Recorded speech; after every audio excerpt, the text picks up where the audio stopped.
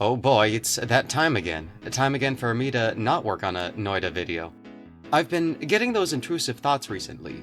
Ones like, you could probably buy a playset of Ash Blossom, Impermanence, and the Adventure Engine, and like a structure deck or two for like 50 bucks.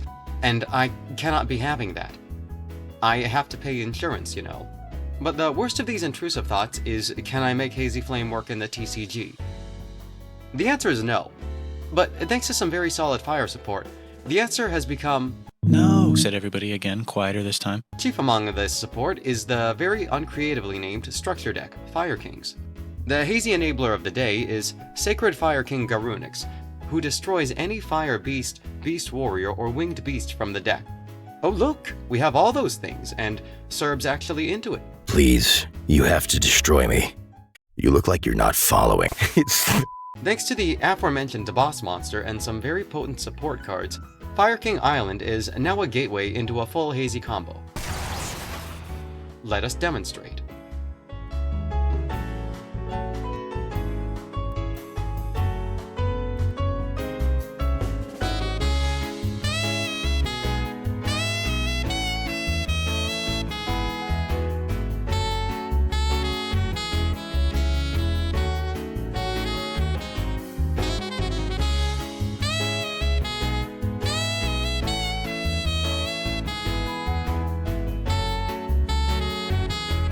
Hey, that's pretty consistent. A two-piece combo, a normal summon, gets us to our big chicken, and there's only a 28.5% chance of failing. That's good. That's definitely good. Surely losing to every hand trap known to man won't be a problem. This is a Duel Links deck list grafted onto a Fire King core, clearly a match made in heaven.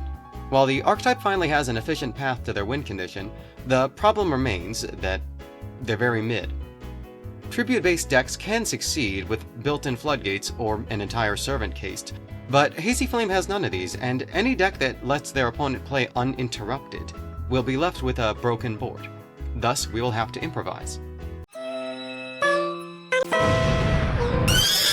One of the reasons that Fire Kings can form a potent support engine is their synergy with the bleeding edge of support engines, this being a single level 1 fire monster. Say hello to Ponix. Pledge your undying loyalty to Ponix. Swear that you will die to protect that smile. Ponix is a prime target for original Sinful Spoils, Snake Eye, who in turn is a target for Diabellstar, the Black Witch, both new cards from Age of Overload. Diabellstar is someone special, a hot commodity if you will. If you steal a glance at her, she'll steal your whole eye. These two cards give instant access to any level 1 fire monster without using your normal summon. This forms a tutoring chain of Diabellstar into Ponix, into Island, into Garunix, into Serb, Please. into Periton, into more hazy monsters, into a rank 6.5. Why don't we try this again?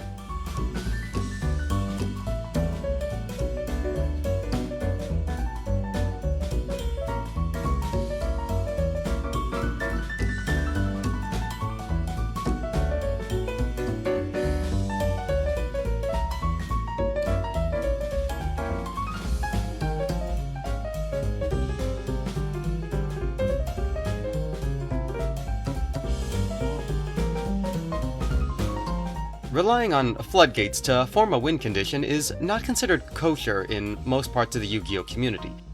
But my dog, I must confess, I can't afford Hebrew Nationals. I'm going to have to play like a total weenie.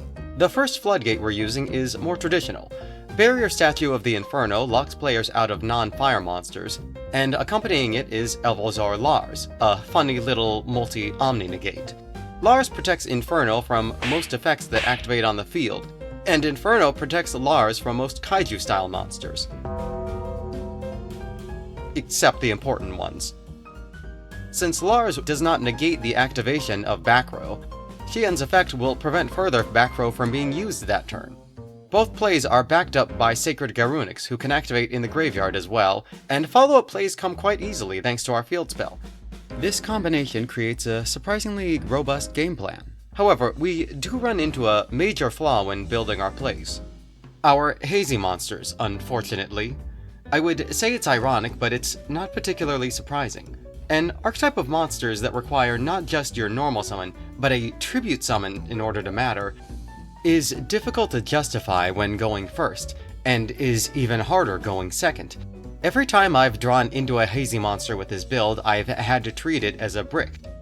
So how do we solve this problem? How do we make an entire archetype less clunky? We dilute it.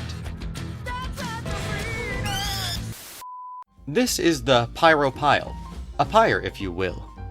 Quality is not on our side, so we have to compensate with quantity. Bonfire is a pathway to the new Pyro monster Snake Eyes Populous, who also forms a pathway to Ponix, and the large amount of continuous and field spells ensure that we can activate original Sinful Spoil's Snake Eye without issue. Since roughly a third of our deck gets us to our field spell, there's no real need to draw into our Hazy Flame monsters. As such, the rest of our deck is dedicated to forcing out hand trap. Hi, Rewrite Shoddy here. I procrastinated on this video long enough for another absurd card to be revealed. Promethean Princess, Bestower of Flames, is everything you'd want in a Firelink monster. She summons back your monsters, disrupts during the opponent's turn, and can even destroy your own cards. I've seen some buzz about using this to summon Barrier Statue of the Inferno, but consider this. A dinosaur. Princess can summon back Evulsar Leos from the graveyard. He will set Evo Singularity, then send Mega Corella to the graveyard. You can link summon something.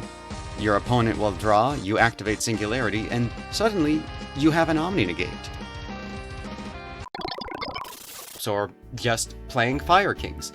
It's a perfectly serviceable archetype, and there are many games where you'll never need to see a Hazy monster or even consider summoning a rank 6. With all of this in mind, can Hazy Flame really justify any of the space it occupies in said list? Not remotely. But that's why you do all of it, isn't it?